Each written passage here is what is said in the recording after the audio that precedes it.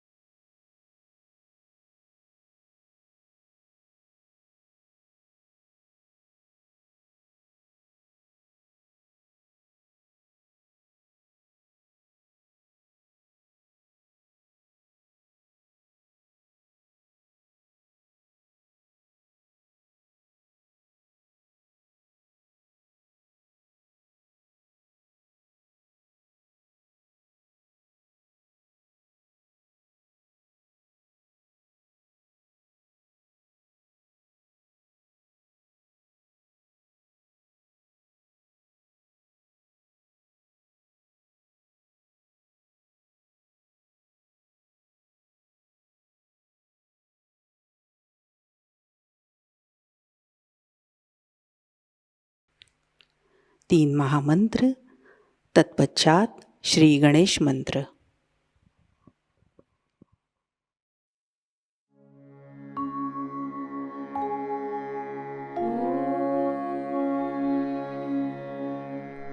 त्वमेव साक्षात् श्री महालक्ष्मी महासरस्वती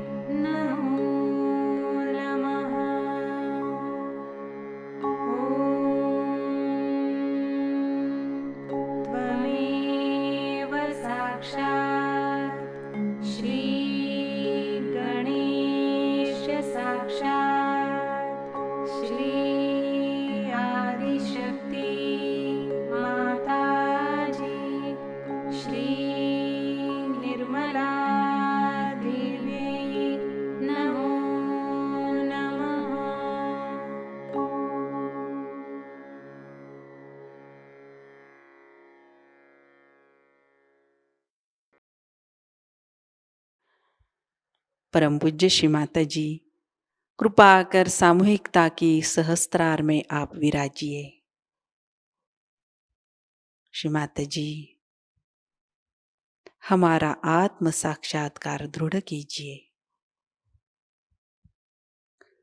हमारा अहंकार और प्रति अहंकार आपके श्री चरणों में समर्पित है। कृपया आप हमारा समर्पण और कृतज्ञता स्वीकार कीजिए।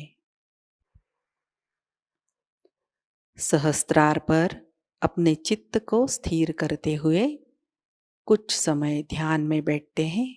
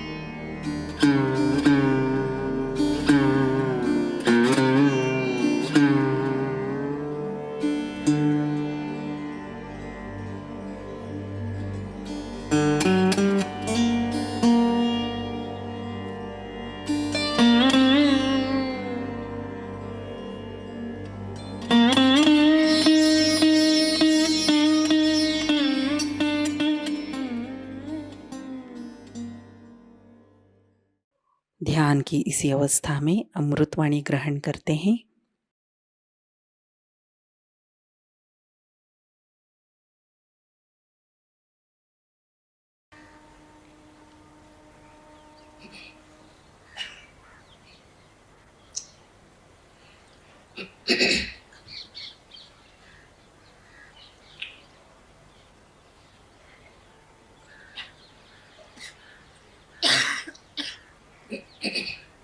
आज हम सत्य युग में शक्ति की पूजा करें,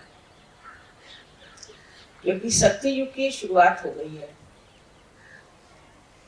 और इसी वातावरण के कारण शक्ति का रूप भी प्रखर है। शक्ति का पहला स्वरूप है कि वो प्रकाशमान, तेजस्वी, तेजपुंज। ये शक्ति जब प्रकट होगी पूर्णतया इस सत्य युग में, तो हर एक गलत किस्म के लोग सामने उपस्थित हो जाए, उनकी सारी कार्रवाइयां सामने आ जाए, उनकी जो कार्य प्रणाली आज तक चोरी छुपे चल रही थी और उसमें वो मगन थे, वो सब खुल गया। हर तरह की बुराइयां, वो चाहे नैतिक हो, चाहे मानसिक हो, आतंकवादी हो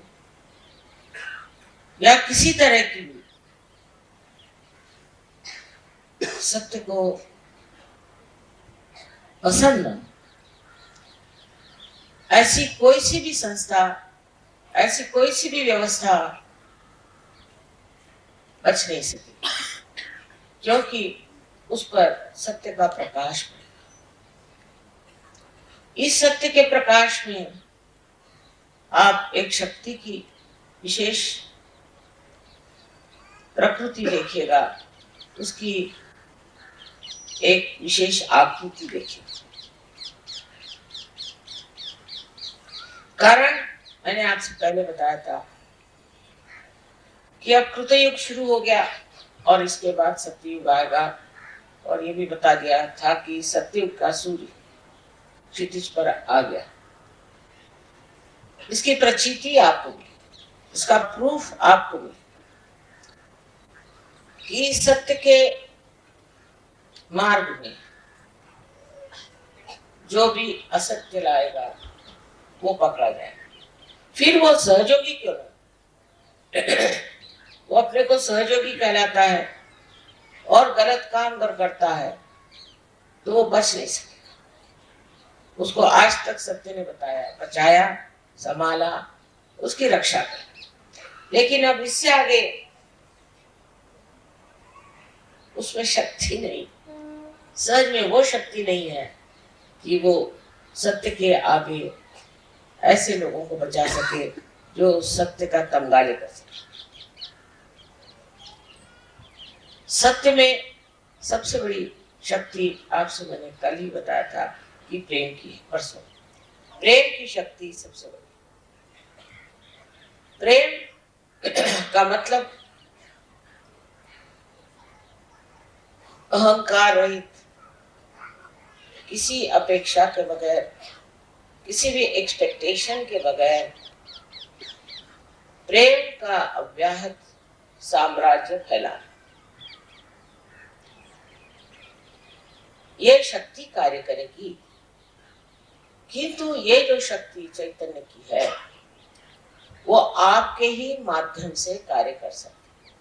अगर चैतन्य स्वयं ही इस कार्य को कर सकता तो आज आप लोग सहयोगी नहीं बनते और सहयोगियों की कोई जरूरत भी नहीं रहती।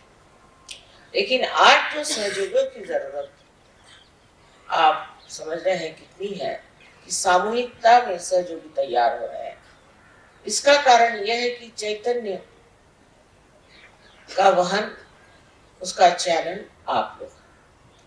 अब इस वहन करने वाली जो धाराएं हैं उनको समझ लेना चाहिए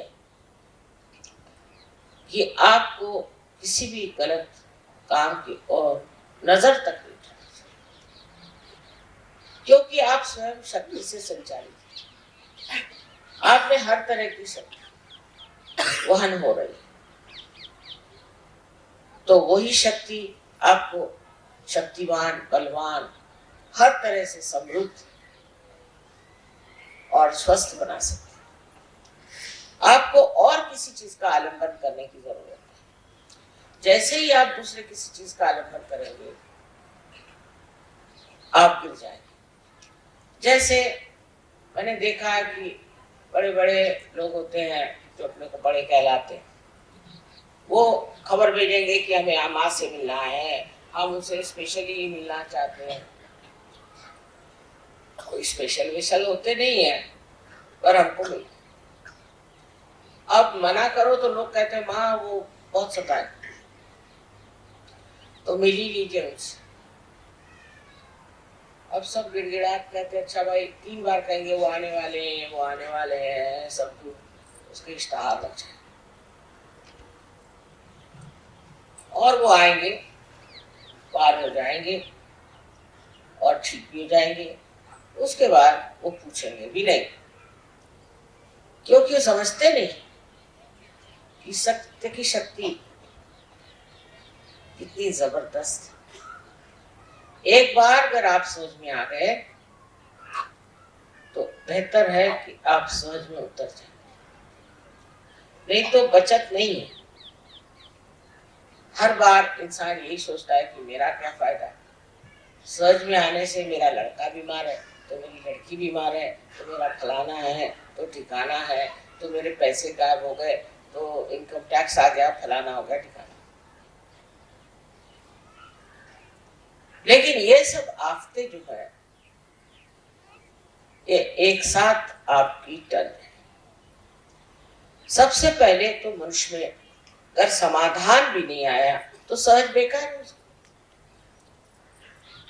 अब समाधान जब आ जाता है बस बहुत हो गया, अब नहीं चाहिए। कोई गलत काम करने की जरूरत नहीं, कोई से भी ऐसा काम करने की जरूरत नहीं कि जो हानिकारक हो समाज को, दूसरों को, आप्तिष्टों को, किसी को भी हानिकारक कार्य करना सहज के बाद फलित नहीं हो सकता, उसका नुकसान उठाना।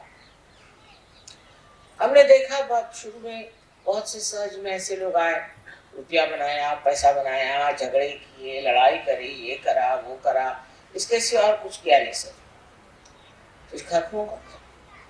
क्योंकि सहज की शक्ति ऐसी है कि ऐसे लोगों को पार ढके, फिर वो ठीक होकर के वापस आ जाए तो दूसरी बात। जैसे समुद्र में दो शक्तियां होती है, एक शक्ति से तो बाढ़ आती और एक से जो है समुद्र पीछे जाता। इसी प्रकार इस सत्य की शक्ति है जो स्पंदित है। स्पंद का मतलब होता है जो एक बार आकुंचित होता है और एक बार पूरी तरह से खुल जाता है, उस हृदय में ही स्पंद होता है। आदि शंकराचार्य ने वाइब्रेशंस को स्पंद कहा। स्पंद का मतलब है जो एक बार आपको उठाएगा वो दूसरी बार आपको गिरा भी सकता है। ये मैं आपको डराने नहीं पर सूचना दे रही हूँ कि अब अपना वर्तन हमको ऐसा करना चाहिए जिससे हम सहज में अग्रसर हो सके। मैंने परसों कहा था कि नॉर्थ इंडिया में सहयोग बहुत जोरों में फैल रहा है, बहुत जोर, हर जगह जैसे आग लग रही हो, लोग सहज में आ रहे हैं क्योंकि सहज से लाभ बहुत है। तंदुरुस्ती अच्छी हो जाएगी, किसी को धन लाभ हो जाता है, किसी को पुत्र लाभ हो जाता है, कोई न कोई लाभ हो जाता है, किसी का बहुत ज्यादा, किसी का कुछ। किंतु सबसे बड़ा लाभ सहयोग का ये कि समाधान, कि इससे आगे अब कुछ नहीं चाहिए, मुझे और कुछ नहीं चाहिए, मैं सब पा चुका। ये जब स्थिति आपकी आ जाएगी तब सहज समझना कि आप सहज में उतर, और फिर अनायास आपको चाहे या न चाहे सहज आपकी देखभाल करेगा, आपको सर्वदा पूर्णतः संतुष्ट है। आपका समाधान जो है वो 7वें श्रेणी में पहुंचा है। लोग कहेंगे इनको क्या हो गया, ये क्यों इस तरह से निरीक्ष हो गए, इनको क्या किसी तरह का संन्यास मिल गया, तो कोई परवाह नहीं। एक बार हम अमेरिका में गए थे, वहां एक दुकानदार स्त्री थी, उसको हमने जागृति थी तो कहने लगे कि माँ कमाल है। जागृति के बाद मुझे कुछ याद ही नहीं रहता, पहले मुझे हर एक दुकान की हर एक चीज, कौन सा चीज आई, कौन सी चीज गई, क्या मिला क्या नहीं मिला, हर एक बात की मुझे पूरी परवाह रहती और हर एक चीज मैं लिख लेती थी, और तो भी मुझे कभी नफा नहीं, हमेशा देखती हूँ तो नुकसान ही होता। जो चीज आए वो बिके ना, कुछ हो ये हो, सहज के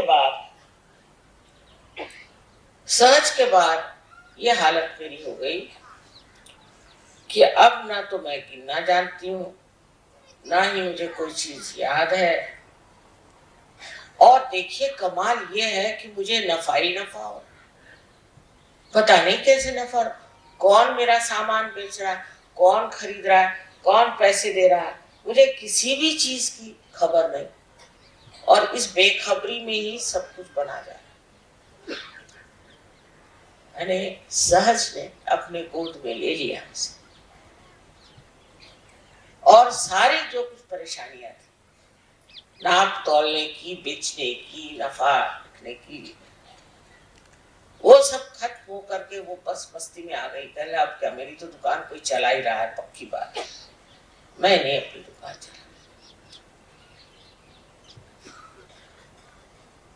और सब चीज इस प्रकार हो जाने से मनुष्य समझ जाता है कि अब मैं समाधान की 7वीं मंजिल पे पहुंच गया। उसको सोचना भी नहीं, विचारों से परे ये दशा है। अब इसका कारण ये है कि सहज से पहले हम विचारों पे रहते हैं, हर चीज आप गिनते रहते हैं, हर चीज आप नापते रहते हैं, घड़ी हर बार आप देखते रहते हैं, और हर समय आप देखते हैं कि कुछ न कुछ चूक जाता है।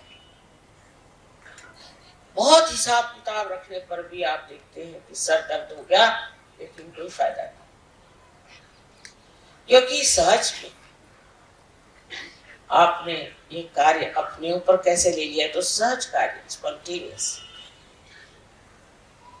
सहज में सब चीज एकदम सहज हो जाती है। ये आपको धीरे धीरे तो अनुभव आते रहेगा, लेकिन सहज पे निर्भर हो जाना, ये शक्ति आज सत्य युग में कार्य कर रही है। जिस दिन आप पूरी तरह से सहज में निर्भर हो जाए,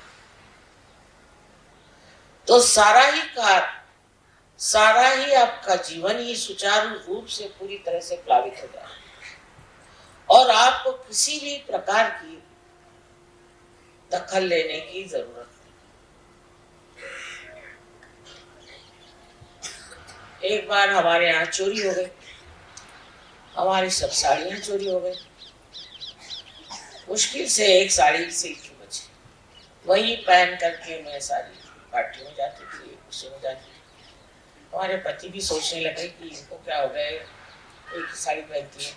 मैंने कहा मेरे पास अभी एक ही है, अब आप लोग इतनी साड़ियां मुझे देते हैं कि मैं मना भी करती तो साड़ी पे साड़ी, साड़ी पे साड़ी। तो मैंने कहा कहीं द्रौपदी वस्त्र हरण का अगर इंतजाम करें तो कुछ ठीक हो जाए, क्योंकि ये रखूं का, मैं तो पहनती भी नहीं है सब साड़ी। लेकिन समाधान मिलना यही सबसे बड़ा बख्शीश। अब समझ लीजिए हमें कोई चीज पसंद आई और उसके लिए हम दौड़ रहे हैं कि हमें ये चीज चाहिए, वो चीज चाहिए, जरूरी चाहिए, उसके लिए मरेंगे, वही चीज लेनी है हमने, वो देखिए हमें पसंद नहीं है, मर मुड़ा के ली, कर्जा लेके ली चाहे जैसे, और उसके बाद उसके और देखते नहीं, फिर दूसरी चीज की और देखने लगे। जो चीज पाई उसी का सुख, उसी को देखना नहीं। आजकल इतने सुंदर फूल खिले हुए दिल्ली शहर में, मैं वही रास्ते पर देखने आ रही थी, इतने सुंदर फूल खिल रहे हैं पेड़ों पर। आप में से न जाने कितनों ने देखे कि नहीं देखे। अब ध्यान का, ध्यान आपका अगर अपने आत्मा पर है तो आत्मा वही चीज दिखाए जो सुखदायी है, जो आनंददायी है, और उसमें फिर स्वार्थ असल में पाया जाता है, क्योंकि जिसमें आप स्व का अर्थ जानते। कैसे शब्द लगाए देखिए, अपने जो बड़े पुरखे हो गए पूर्वज, उन्होंने ढूंढ ढूंढ के शब्द लगाए कि तुम स्वार्थ ढूंढो। स्वार्थ का माने स्व का अर्थ, पहले लोग सोचते स्वार्थ का मतलब पैसे कमाओ, ये करो, वो करो, वो करो, पर उसमें सुख नहीं मिला।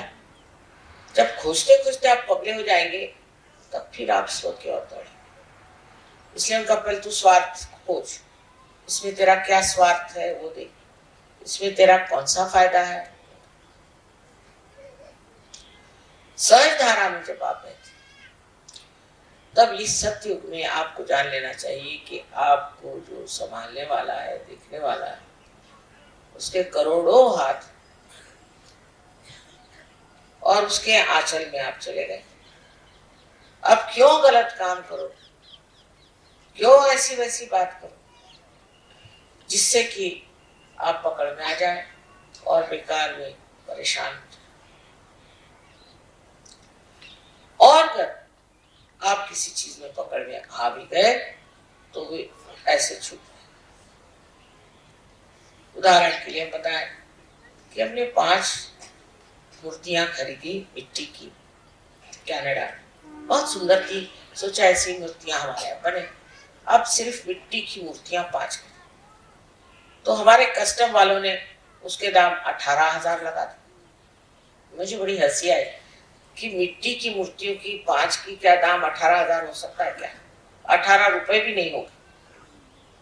मैं हंसती रही। तो पुलिस वालों के पास खबर गई तो वो भी हंसने लगे। उनका देखिए क्या तमाशा है, इसके दाम 18,000 हो सकते हैं।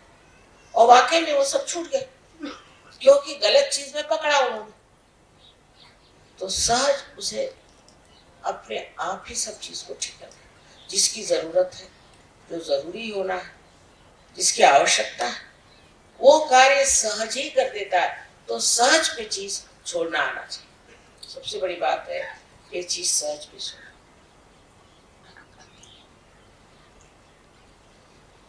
बहुत सी बातों में हम देखते हैं कि लोग बेकार में परेशान, बेकार में परेशान, और इस परेशानी का मतलब ये है कि अभी वो सहज। तो एक तो इस सत्युग में जो शक्ति का स्वरूप है वो प्रकाश, और दूसरा सत्य, तीसरा प्रेम, और चौथा मनश्शांति। आप मन की शांति को प्राप्त करें। जो भी होता उसे आप देखते हैं। अगर कोई आदमी विचलित होता है तो वो सहज ही नहीं। आपने कितनों के नाम सुने होंगे, सोक्रेटिस का नाम सुना होगा, ये हजरत निजामुद्दीन साहब का सुना होगा कि इनको तो ये हुआ था कि कल आकर के हमें हमारे सामने सर न झुकाओ तो हम तुम्हारी गर्दन काट देंगे। तो उस शहंशाह की गर्दन कट दी रात। वो किसने काटी? उन्होंने थोड़ी काटी, उनके शिष्यों ने थोड़ी काटी। किसने काटी? किसी ने तो काटी होगी। इस प्रकार हर चीज सहज में, मैंने कहा कि 2 तरफा चलती है। जैसे समुद्र में बाढ़ भी आती है और संकुचित भी हो जाता है, उसी प्रकार सहज में भी आप 2 शक्तियों के द्वारा देखे जाते हैं। पहली शक्ति से बढ़ावा और दूसरी शक्ति से आपको निकाल दिया जाता है। एक बार सहज से आप निकल गए तो फिर हमारा आपका कोई सरोकार नहीं, हमारे ऊपर आपका कोई अधिकार नहीं। कोई भी आपको अगर हमारे पर अधिकार जताना है तो पहले सहज में घुल मिल लेना चाहिए। जैसे स्वर्ण है, तब करके जब वो कुंदन हो जाता है तो उस कुंदन में ये शक्ति आ जाती कि वो हीरे को पकड़ लेता है। कुंदन में जब आप हीरा बिठाते हैं तो उसके लिए कोई भी ऊपर से टाका लगाने की जरूरत नहीं, कोई चीज से पकड़ जरूरत नहीं। वो कुंदन, इतनी मुलायम चीज कुंदन, वो पकड़ लेता है हीरे को। हीरे से बढ़ के और कोई कठिन चीज संसार में। इसी प्रकार आपका भी कुंदन हो सकता है, और वो कुंदन में आप देखेंगे कि आपके अंदर समाधान की शक्ति है। समाधान में विचार नहीं, विचार से परे, सहयोग से आप बुद्धि से परे, भावनाओं से परे, गुणातीत एक ऐसी दशा में है जहां कोई विचार नहीं, कोई विचार। आप किसी के तरफ देख करके उस पर कोई विचार नहीं करते, देख के। ये विचार करने की, जिसको रिफ्लेक्शन कहते हैं, जो कुछ बात हुई फौरन विचार शुरू, किसी चीज को दिखा तो विचार शुरू। लोग पगला जाते हैं विचार करके। एक साहब ने मुझे स्विट्जरलैंड में कहा कि माँ चाहे मेरी गर्दन काट दो, मेरे विचार के तूफान से मुझे कुछ। वो डॉक्टर थे। तो ये जो विचार हमारे अंदर अहंकार की वजह से या संस्कारों की वजह से हमारे अंदर बंधे हैं, और उसको बांधने वाले और भी बहुत लोग हैं। किताबें पढ़ो, कहीं कोई गुरु के यहाँ कर जाओ, किसी से मिलो जुलो, बातचीत करो, वाद विवाद करो। रामदास स्वामी ने कहा है, मिटे वाद संवाद ऐसा करा, जिससे तुम्हारा वाद विवाद का स्वभाव ही बदल जाए, ऐसी बातचीत करो। माने वाद विवाद मत करो। ये बात बिल्कुल सही कि हम लोग सहज में आते हैं तो भी हर एक चीज का हम विचार करते हैं, लेकिन सहज का चमत्कार हम जानते नहीं कि जब हमने अपने को सहज के हवाले कर दिया, पूरी तरह से हम सहज के हवाले हो गए, तो विचार भी सहज ही करेगा और सहज ही उसका हल भी करेगा, जो हम नहीं जानते, पर प्रश्न हमारे चारों तरफ।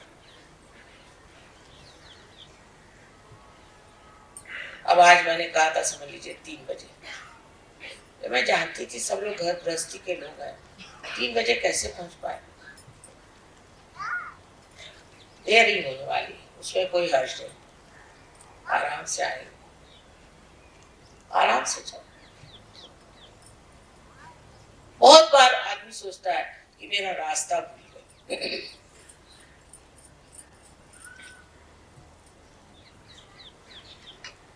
और वो परेशान है, कहां से रास्ता ढूंढूं, किससे पूछूं, क्या करूं, मेरा रास्ता रह गया, ये है।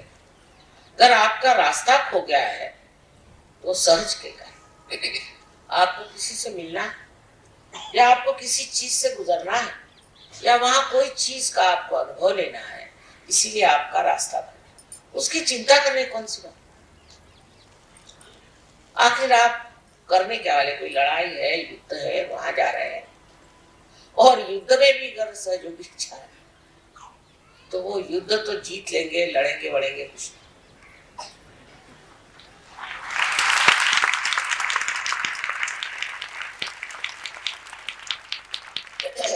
सत्य में विचार की शून्यता आने से मनुष्य जान लेता है कि विचार जो है वो शक्ति ही, और जहां जहां जिन देशों में बहुत लोगों ने विचार पे निर्भरता रखी, जैसे अमेरिका का देश है, तो फ्रॉइड जैसे गधे आदमी पर, गधे से भी ज्यादा करने से मुझे इतनी गालियां नहीं आती, ऐसे महामूर्ख दुष्ट आदमी को उन्होंने भगवान माना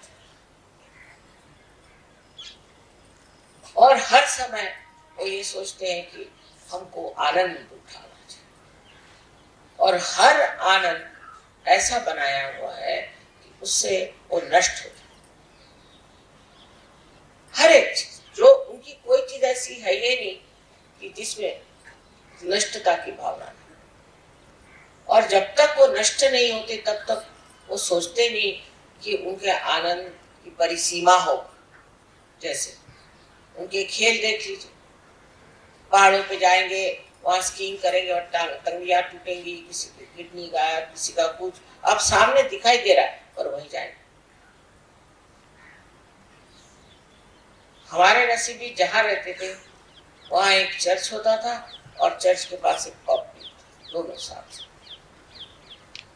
अब जो लोग पब में जाते थे वो देख रहे हैं कि अंदर से लड़खड़ाते हुए लोग आके नीचे जमीन पर गिर रहे, और ये क्यों लगा के अंदर जाते थे कि हमें भी ऐसे बनाओ कि हम भी लड़खड़ाते हैं। यानी विचार से अकल मारी जाती है। ये अकल से जो जो काम किए गए मनुष्य ने, अहंकार, वो सब गलत हो गया। इसी से उनका भोग हम लोग उठा रहे हैं। लेकिन अगर आत्मा के प्रकाश में तो कोई कार्य करता है, प्रकाश में कोई सा भी कार्य सुचारू रूप से ही होता है, ठीक ढंग से होता है, समझदारी से होता है। लेकिन ना सूझबूझ ना समझदारी इस विचार में है, क्योंकि इसमें वो चेतना ही नहीं। तो आज जब सत्य का समय आ गया और जब हम सत्य के मार्ग में चलकर, तब पीछे मुड़ के देखने की कोई भी जरूरत नहीं, क्योंकि आपके साथ सबसे बड़ी शक्ति प्रकाश। आप प्रकाश में चलो, और प्रकाश भी ऐसा कि जिसमें आपकी छाया नहीं, आगे भी प्रकाश, दोनों तरफ प्रकाश और पीछे भी प्रकाश। लेकिन ये प्रकाश की ज्योत आपको पूरी तरह से प्रज्वलित करनी है। उसके लिए छोटा सा मार्ग में बताती हूँ कि आप सब लोग ध्यान करें। वो भी नहीं होता, विशेषकर स्त्रियों के लिए कहा जाता है कि ये लोग ध्यान में आने, सारा चित्त खाना बनाना, बच्चों में, इसमें उसमें टिपटा।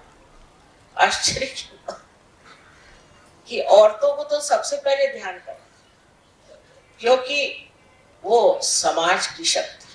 पहले स्त्री का सबसे बड़ा कार्य यह है कि वो समाज को बनाना। ये नहीं कि वो कोई कहने लगे कि रशिया में औरतें मोटरें चलाती हैं और ट्रेनें चलाती हैं और वो एरोप्लेन चलाती हैं, तो उन्होंने कौन सी बड़ी भारी कमाल कर दी। अपने आदमियों को नौकरी नहीं, आप लोग क्यों चाहते हैं कि मोटरें चलाएं और टैक्सी चलाएं। आपका कार्य समाज को सुव्यवस्थित करना, समाज को आपको बांधना है, बनाना है, और उसके लिए एक समाधानी बुद्धि, एक सूझबूझ होनी चाहिए। और इस सूझबूझ के साथ एक स्त्री के लिए विनम्रता होनी चाहिए। नम्रता स्त्री में नहीं हो तो वो मर्द हो गई। वो अगर हावी हो जाए और हर चीज में वो सोचे कि मुझे आदमी से मुकाबला करना है, तो गलत बात है। ये भी कोई मुकाबला करने की चीज है। आप स्वयं शक्तिशाली हैं, आपको क्या जरूरत है किसी का मुकाबला करने। मैं बार बार इसलिए कह रही हूं कि जिस जिस देश में औरतों ने सामाजिक स्थिति का भार अपने सर पे नहीं लिया, वो देश आज डूब रहे हैं और खत्म हो जाए। अपने बच्चों को संभालना, घर में व्यवस्थित रहना, ये बड़ा भारी कार्य है। हाँ, अगर जरूरत पड़े नौकरी कर लीजिए, पर जैसे आदमियों के लिए मैं कहते कि अच्छा ठीक है, आप लोग अगर खाना बनाना चाहते तो बनाए, कोई हर्ष नहीं, सीखना चाहिए, पर वो उनका मुख्य कार्य है।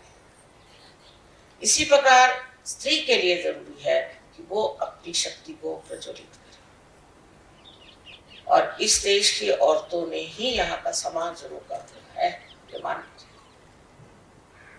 लेकिन जबरदस्ती से, प्रेम से,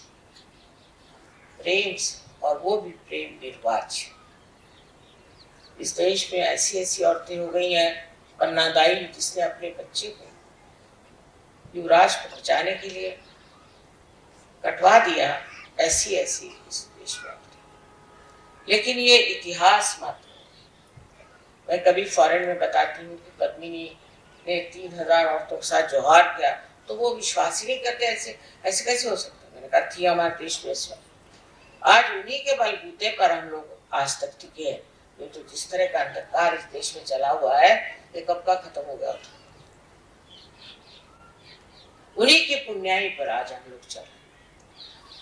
वही पुण्याई आज इस सतयुग में एक विशेष रूप धारण करके सामने।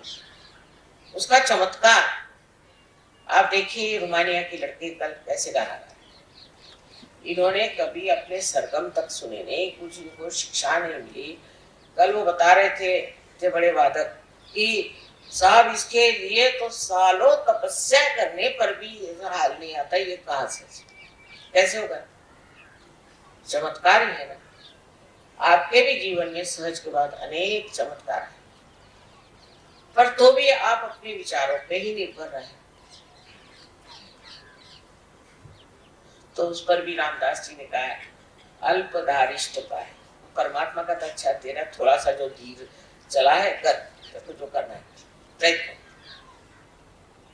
तो सहज में भूलने की बात एक बड़ी मस्ती है, बहुत बड़ी मस्ती। जब मस्त हुए फिर क्या बोले, उस मस्ती में आ जाए। फिर इसका मतलब ये नहीं कि आप पागल जैसे बोलिए। इस मस्ती में आप कर्तव्य परायण हो जाते और उसके लिए आपको शक्ति मिलती। अगर आप शक्ति चाहते हैं तो उसके लिए सबसे पहले सहज में आप पूरी तरह से सब दुनिया भर की चीज छोड़। अब किसी को पैसा चाहिए, किसी को सत्ता चाहिए, किसी को ये चाहिए, किसी को वो चाहिए। इसने कह दिया मुझे कुछ नहीं चाहिए, अब हो गया, चाहत सब खत्म हो गई। तब फिर परम चैतन्य सोचता है अच्छा तेरी चाहत मैं पूरी करूं। फिर उसकी चाहत आपकी चाहत, वो ऐसे ऐसे चमत्कार करेगा कि आप हैरान हो जाएंगे। हमने तो सोचा भी नहीं ये कैसे होगा, ये कैसे बन गया। दुनिया भर की आफतें और दुनिया भर की परेशानियां दूर हो जाती। फिर आपको मांगने का कुछ नहीं रह जाता, मांगने का कुछ नहीं रह जाता। फिर आप देने वाले हो जाते, सिर्फ देने वाले। मांगने का क्या? मांगने का तो वही करेंगे जिनके पास कमी रह गई और जो समाधान के सागर में डूब गए, वो क्या मांगेंगे? चारों तरफ देख के आपने ये क्या करेगा, इसकी क्या जरूरत? पर इसका मतलब नहीं कि आप संन्यास्त हो जाएं और जंगल में। इसमें हमारे यहाँ राजा जनक का बड़ा सुंदर वर्णन, उनको विदेही कहते। वो राज्य करते थे, उनके सामने नृत्य होता था, संगीत होता था और उनके बड़े भारी प्रोसेशन निकलते थे, सब कुछ होता था, पर उनको लोग विदेही कहते थे। तो एक शिष्य ने, नचिकेता ने अपने गुरु से कहा कि जब वो आते हैं तो आप क्यों खड़े हो जाते हैं? पहले वो हमसे बहुत ऊंचे, आपको पता। उनका कैसे? पहले हमने तो सब संसार छोड़ के संन्यास्त भाव लेकर के फिर कुछ अनुभव, ये तो बगैर छोड़े ही उसमें बसे। तो छोड़ने का है क्या? अगर आपने पकड़ा है तो आप कहेंगे कि मैंने इसे छोड़ा, उसे छोड़ा, उसे छोड़ा, पर जब पकड़ा ही नहीं तो छोड़ेंगे क्या? वो पकड़ हमारे अंदर जो विचारों से, चाहे संस्कारों के कारण और अहंकार के कारण अगर जाती नहीं है तो इसका मतलब अभी आप सहज में उतरे नहीं।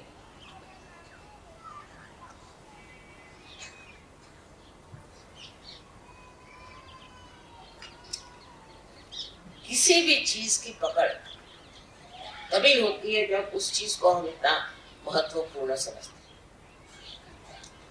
आत्मा की कोई पकड़ वो तो देने वाला है, वो तो प्रकाश चारों तरफ फैलाने वाला है, वो शक्ति देने वाला है।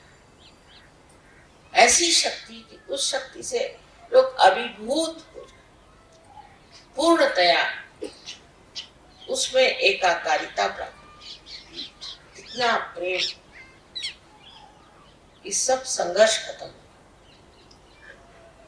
एक साहब मुसलमान अल्जीरिया के थे, तो उनके माँ बाप ने कहा कि हम हज करने जा रहे हैं, तो कहले कि लंदन जाओ। तो ये लंदन कैसे? क्या तो हज तो लंदन में आ गया। तो अच्छा, हाँ कहले वहीं जाकर के तो मैंने पाया। वो लंदन आए दोनों मियाँ बीवी, और कहने हमारे लड़के ने बताया कि हज लंदन आ गया, तो हम तो यहाँ चले।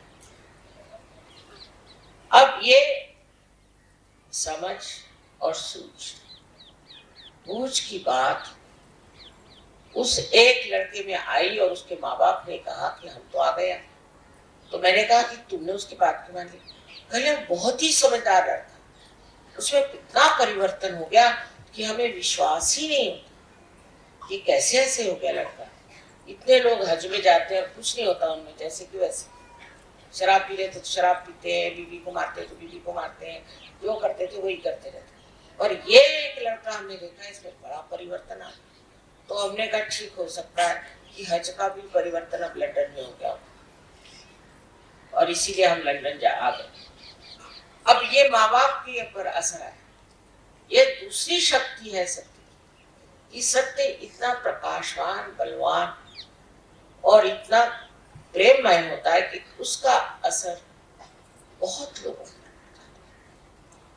और लोग उसे देख करके कहते हैं कि भाई ये आदमी कौन, ये ऐसे कैसे हो गया। हमारा सहयोग इतना फैला नहीं था महाराष्ट्र में। एक साहब सहज गए बड़े जब, अब नहीं रहे वो, तो वो कलेक्टर की कोई बात काम होगा कलेक्टर के ऑफिस में, वो आराम से बैठे। कोई कहे हमें जाना, पहले उनका जाओ जाना, बैठे आराम से। उसके बाद उनको अंदर बुलाया, तो कहा भाई तुम इतने आराम से बैठे हो, करना क्या? सबको जल्दी थी, मुझे कोई जल्दी नहीं, मैं बैठा था आराम से, ध्यान लगा। महाराष्ट्र में तो गुरु की बड़ी महत्ता। कहले आपके गुरु कौन? कहले वो मैं नहीं बता, नहीं बताना ही पड़ेगा। फिर जब वो घर गए तो उनके पीछे पीछे 4-5 लोग लग गए। उनसे कहा बताइए आपके गुरु कौन है, नहीं तो हम आपको छोड़ेंगे। तब फिर उन्होंने मेरा नाम बताया। वो फिर सहयोग में आया। जब मैं वहां गई राउरी में, तो देखा कि आग लगी हुई। बहुत प्रेम, मैंने कहा इतने लोग सहयोग में कैसे आए? एक आदमी की वजह से, एक आदमी के चरित्र की वजह से, उसके बर्ताव की वजह से। कोई देखने बड़े खूबसूरत नहीं थे, उसके, पर उनकी जो तेजस्विता थी, उस तेजस्विता से उन्होंने चमका दिया। तो ये भी कहना आज कि हम क्या कर सकते हैं, ऊपर से सब सड़ गया देश, उसमें सत्यानाश हो गया, खराबी। एक आदमी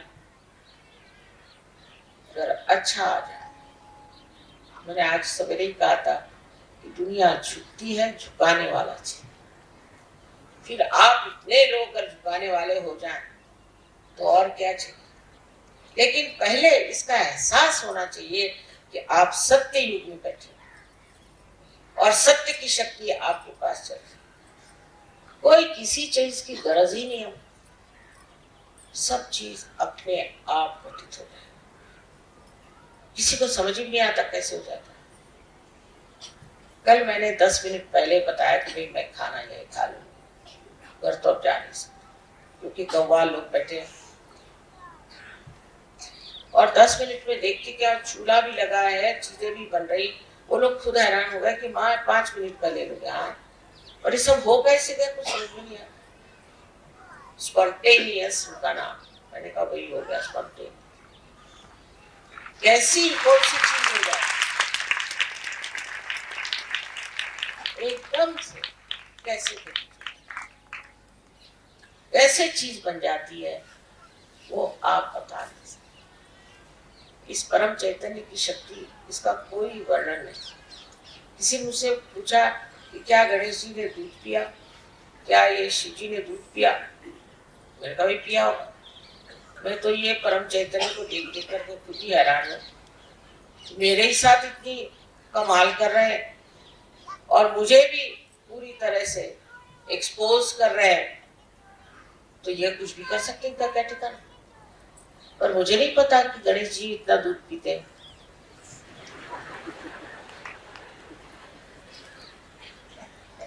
बहरहाल, तो अब चीज पे आश्चर्य करने के सिवाय और कुछ रह गया? जैसी जैसी बातें हो रही हैं आप देख रहे हैं, उस पर भी आप अपने ऊपर निर्भर है तो ठीक है, चल ले। आप मान लीजिए कि आप सत्य युग में उतर आए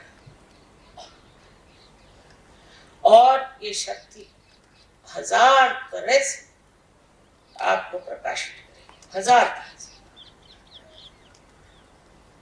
न जाने कितने आपके अंदर के गुण खिल सकते हैं और आप सिर्फ एक शब्द जो शिरडी साईनाथ ने कहा था कि सबूरी की जरूरत है, पर ये सबूरी भी सोच समझ के नहीं, अच्छा सबूरी करो ऐसे कहने की जरूरत नहीं। ये सबूरी जो है ये एक स्थिति, उसमें सब कुछ आता है। एक स्थिति है, उस स्थिति में अगर आप उतर गए तो किसी को कहने की जरूरत नहीं, किसी को बताने की जरूरत नहीं, वो अपने आप ही सब कुछ घटित हो। ऐसी ऐसी बातें कि जो सोच भी नहीं सकते ऐसे घटित हो। इसके अलावा एक बात और विशेष कि आप इस भारतवर्ष में पैदा, बहुत बड़ी बात, पूर्व जन्म के अनेक अनेक पुण्यों के कारण ही इस योग भूमि में आप, और इसी में सत्युग पहले आएगा और दुनिया देखेगी कि सत्युग क्या चीज है, इसका चमत्कार।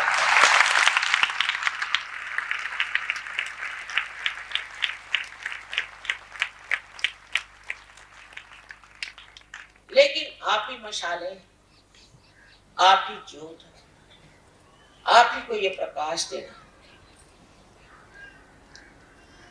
इसको एहसास करना चाहिए, इसको समझना चाहिए, इसको अपनाना चाहिए, क्योंकि कितनी बड़ी जिम्मेदारी आप पर आज है ये सब।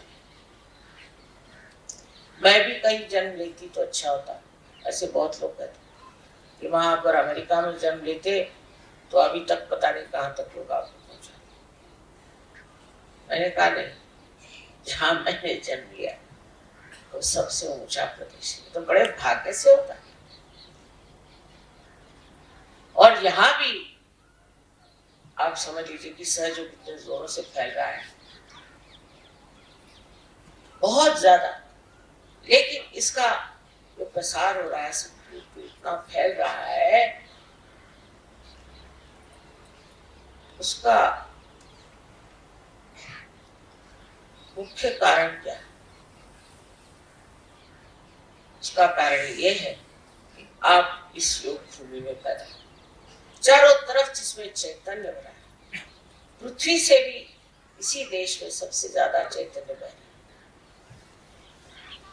लेकिन उससे आगे आपको ये देखना है कि आप ही इसके वाहन, आप ही इसको दूसरों तक पहुंचा सकते हैं। अब भी मैं देखती हूँ कहीं ना कहीं कमी है, उसको ठीक करिए, उसके पीछे पड़ के उसे ठीक करिए, किसी तरह से ठीक करिए। मुझे ये चीज ऐसी करनी है कि शरीर, ये बुद्धि, मन, अहंकार आदि वगैरह जो उपाधियां हैं, उनसे मुझे अपने को बिल्कुल खालिज कर देना, साफ कर देना, और तभी ये देश का उत्थान, बहुत बड़ा भविष्य इस देश का। और जो ये कहते हैं कि देश बहुत खराब हो गया है, इसमें ये खराबी वो खराबी। मैं कहती हूँ कि जो सबसे कठिन समुद्र होता है उसमें वही जहाज चल सकते हैं जो मजबूत होता है। इसलिए आपको और भी मजबूती ज्यादा करनी चाहिए। एक तरफ आप देखते हैं घोर अंधकार है, तो दूसरी तरफ ये होना चाहिए कि महान प्रकाश में ऐसे आपके जीवन लोगों के सामने उतरना चाहिए। इस बड़प्पन को पाने के लिए कुछ करना नहीं, भक्ति से, पूर्ण भक्ति के साथ आपको ध्यान करना, ये जरूरी चीज है। प्रेम से, भक्ति से आप ध्यान करें, और फिर जो भक्ति में आप पाइएगा वो एक ऐसी असाधारण व्यक्तित्व की प्रतिमा होगी कि लोग कहेंगे साहब ये आए कौन, ये कहां से आए, ये स्वर्ग से उतर से आए हैं कि ये कौन है।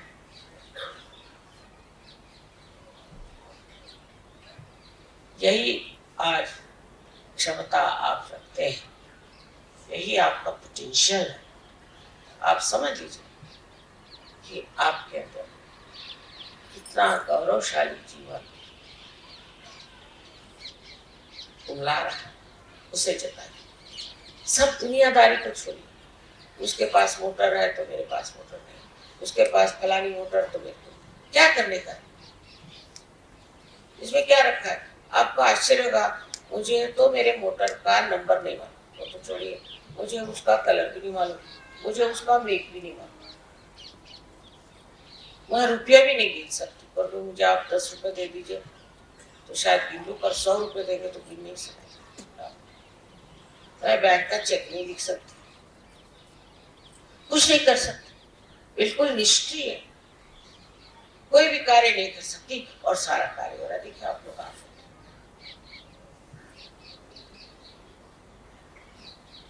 इसकी सूझबूझ अगर आपके अंदर जग जाए तो आप अपने को अंदर से सफाई कर, चक्र साफ करना, ध्यान, और इससे ही सारे दुनिया का उद्धार, जो मैं कह रही हूँ बार बार, इसी भारतवर्ष से होना है, उसकी दारोमदार आप हो। तो आज के इस शुभ अवसर पे आप मन में सत्य के रास्ते पे खड़े हो। सब लोग देखिए कितना चमत्कार है। अरे अगर आप इस रास्ते पे नहीं है तो सत्य आपकी मदद कैसे करेगा। अगर आप गली कूचों में घूम रहे हैं या इस ट्रैफिक में फंस रहे हैं तो सत्य आपकी कैसी मदद करेगा। इसलिए आप आज निश्चय करें कि हम इस देश का भाग्य उज्जवल करें, अपने चरित्र से और अपनी सहज शक्ति से। इतना कर आप अपने अंदर संभालें और सारी गलत बातें छोड़। अब हम जैसे बहुत सारा सामान लाए, सबको प्रेजेंट देने थे, सब सहयोगियों को प्रेजेंट। अधिक तो कस्टम वालों को दिखाई नहीं, उनको दिखाई नहीं दिया, तो सोच रही कुछ है ही नहीं।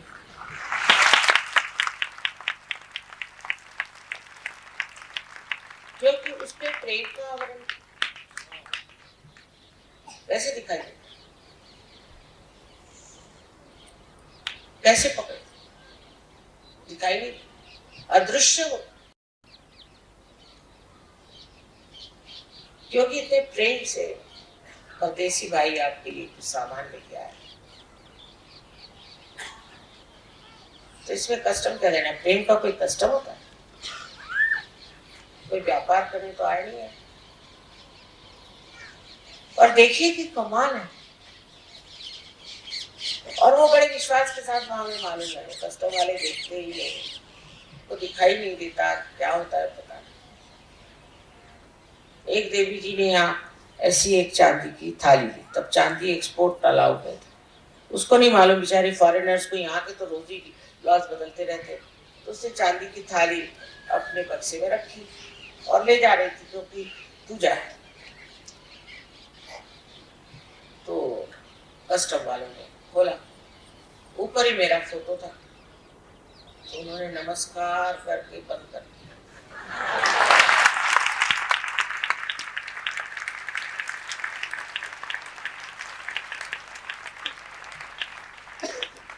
इसी आदान प्रदान से हमारे सब प्रॉब्लम सॉल्व होते हैं। अब वो कहते हैं कि यहाँ वीजा नहीं देंगे, तो ये कहेंगे हम भी नहीं देंगे, तुम इतना रुपया लोगे तो हम भी इतना रुपया लेंगे, ये सब खत्म हो जाएगा। एक दिन ये सब खत्म होना है, क्योंकि सब हम एक ही हैं। ये सारा विश्व एक है, लेकिन मनुष्य के दिमागी जमाखर्च से ये अलग अलग हो गया। यही बात धर्म की है, यही बात हर एक चीज की है कि दिमागी जमाखर्च से इंसान अलग अलग इसमें बढ़ गया।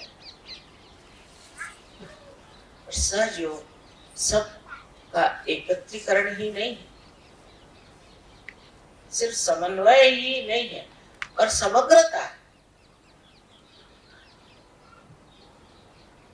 सबके तत्व को एक साथ बांधने वाली ये शक्ति आज चलायमान है, उसका आप सब लोग उपयोग करें, क्योंकि ये आप ही के अंदर से प्रकटित होता है।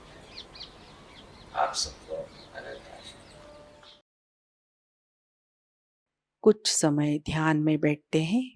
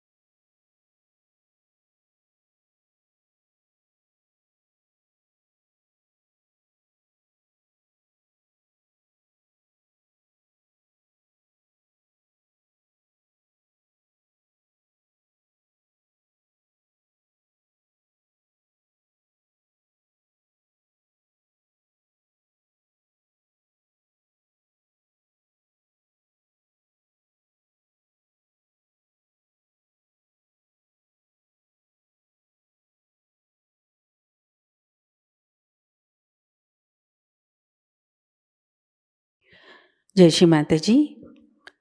परम पूज्य श्री माता जी की श्री चरणों में हम प्रार्थना अर्पित करते हैं। परम पूज्य श्री माता जी, आज का ध्यान आपके श्री चरणों में समर्पित है। आज की अमृतवाणी में आपने हमें जो ज्ञान प्रदान किया, सामूहिकता आपकी ऋणी है। हमें भौतिक प्रलोभनों से दूर रखिए। हमारे अंदर स्वयं शिस्त प्रस्थापित कीजिए। श्री माता जी, कृपा कर हमें आविर्भाव स्थिति में, अतीत स्थिति में, अकर्म स्थिति में स्थित कीजिए। श्री माता जी, हमारे अंदर संपूर्ण विवेक और समर्पण भाव प्रस्थापित कीजिए। परम पूज्य श्री माता जी, आज के ध्यान में अगर हमसे कोई गलती हुई हो, कृपा कर हमें क्षमा कर दीजिए। हमारी प्रार्थनाओं का स्वीकार कीजिए और हमें आशीर्वादित कीजिए। आपके श्री चरणों पर कोटि कोटि प्रणाम, अनंत कोटि प्रणाम। जय श्री माता जी। कुंडलिनी चढ़ाकर बंधन लेते हैं।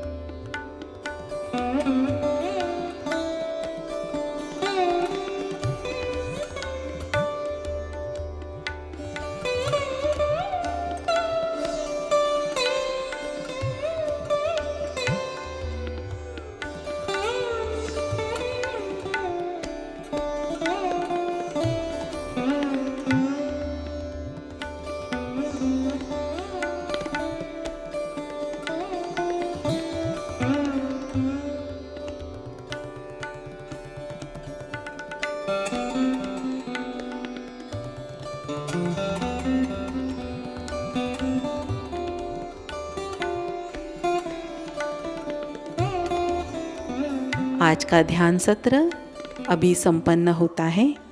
जय श्री माता जी।